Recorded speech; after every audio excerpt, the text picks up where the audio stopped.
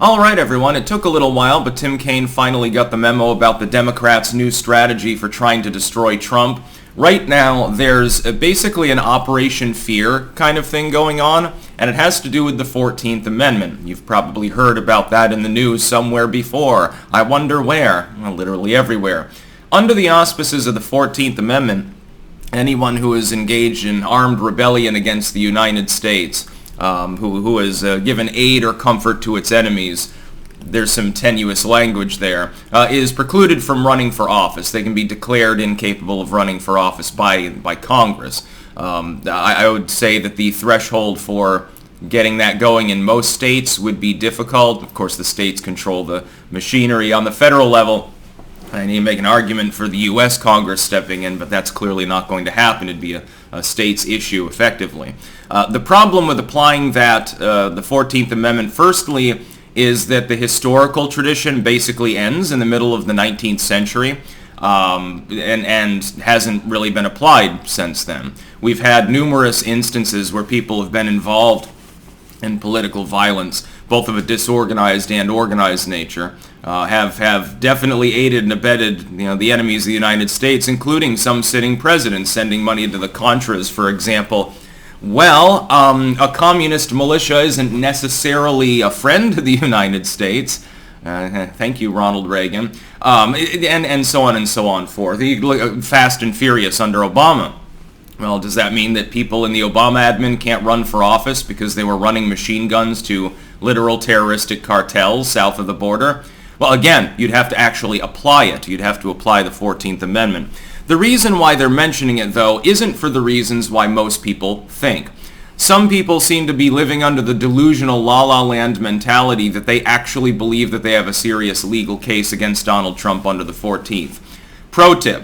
First, he would have to be charged with something that would actually fall under the banner of rebellion or aiding and abetting the enemies of the United States, giving them aid and comfort. Well, Trump hasn't done that. Alvin Bragg's cases deal with fraud. They deal with business fraud. The Fulton the shit has to do with RICO and things like that. A vast conspiracy with enough legal problems already that even some liberal commentators are on shaky ground as to whether they believe that'll pan out in the end and not simply get thrown out in the court of law, by the way. Then you have the documents case, Jack Smith's case. Well, the retention of documents, isn't really a rebellious act. You're not using those documents to cause people to overthrow the government or something like that, or burn the Washington Monument. That's not what you're doing. That's about data retention, and nothing more. It has nothing to do with the 14th Amendment. The reason, therefore, why they're trotting out this, and by the way, Trump hasn't been found guilty of anything anyway, so, I mean, you have to have guilt before you can even establish that it would be applicable. The states can arbitrarily attempt to decide that. I think that the courts will chew that up pretty quickly. Donald Trump is right now riding higher than he was in 2016 or 2020 by a considerable margin over the latter. They are worried that he will be reelected. They're desperately worried about that because they know that that will give hope to people that want to smash the current system and replace it with something that's better, something that's less globalistic and abusive. Well, the reason why they keep bringing up the 14th Amendment is to try to con people into believing that it can be applicable.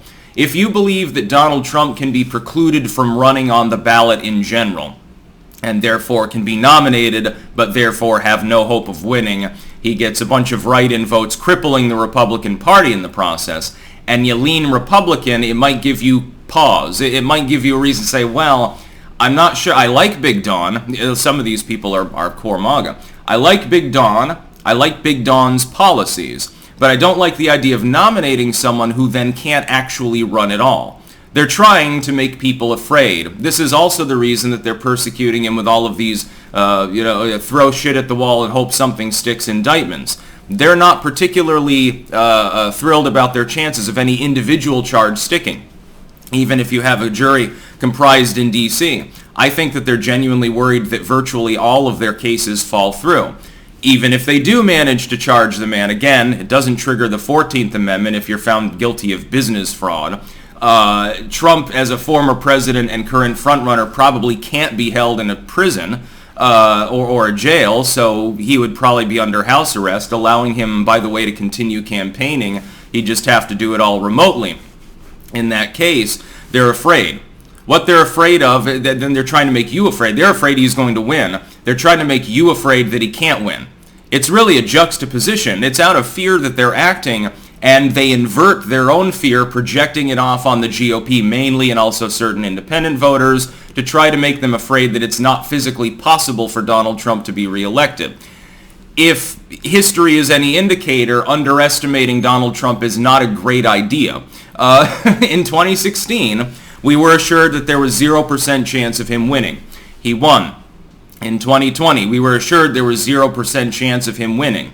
He lost by 100,000 votes scattered across a half a dozen states. Assuming that you believe that there weren't any shenanigans in the election, in which case he won, he simply didn't take office. I lean towards the latter, of course. I was actually there on election night and sober enough to understand what was happening. Then I remembered what Michael Bloomberg said and put two and two together. Oh yeah, it'll look like a red wave on the night of the election. Then the mail-in ballots will start coming in. How prescient. Maybe he missed his calling. He should have been a political analyst too. He should start a YouTube channel or a podcast, I suppose. He'd be batting really high. Tim Kaine is just another uniparty stooge, and he's what they're hoping for, and this is a Hail Mary basically, it doesn't seem to be working, but they're still going with it for some reason, is that you'll believe that Trump is ineligible to run, will be found ineligible in multiple states, and therefore, what's the point of running him? Because if you're not even on the ballot, even with a really beefy, and this would happen, write-in campaign, you still have that huge disadvantage. You still have some people, with Trump, the name recognition part isn't the problem. Maybe it's mostly, we're hoping that people accidentally spell it slightly wrong. They thought there was an E on the end of Trump or something. You watch, by the way, there will be astroturfing probably via bots before the election if this happens. If Trump has to mount a write-in in multiple states, they'll deliberately put shit out in ads to people in those states that are deliberately misspelled.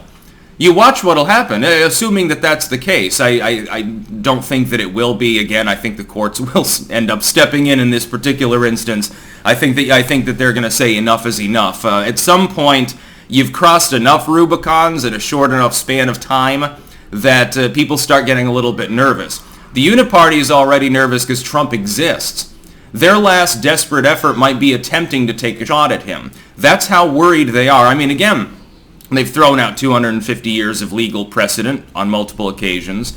They're bringing spurious charges. We've got a Fulton County indictment scam that goes even further than anything Jack Smith or Alvin Bragg are involved in. If Bragg's artificial upgrade of misdemeanor charges or Jack Smith's meandering and blundering are bad, then Fulton County is 10 times worse. But they're still worried about him winning. That's the reason why they're doing all of the things that they're doing right now. It's not for justice. It's not that the entire system woke up one day and said, we have a unique evil to deal with, we must do something, and all the sleazebags suddenly grew a conscience and decided to defend the Republic. It's because Trump is attempting to help the Republic, and they don't want him to. And moreover, again, they want to demoralize you and me. That's what it's about. The movement is more than Trump. Trump's the figurehead of a much larger populistic movement with many other individuals capable of leadership under that banner. They're not worried about Trump, they're worried about the next Trump, effectively. They're worried about Trump, but they're more worried about having 10 more Trumps to deal with down the road. And if he wins and their demoralization tactics fail, it's going to start looking much like Morning in America again, and they want it to be deep midnight. They want to retire America as the main power of the West into devolving it into just another basic good power, and for the American people to live in the pod and eat the soylent. They allude to this on a fairly regular basis. Don't worry, though. There'll still be steak. You can have it once or twice a year. They'll eat it every single day because they know it's healthy. That's about all. Peace out.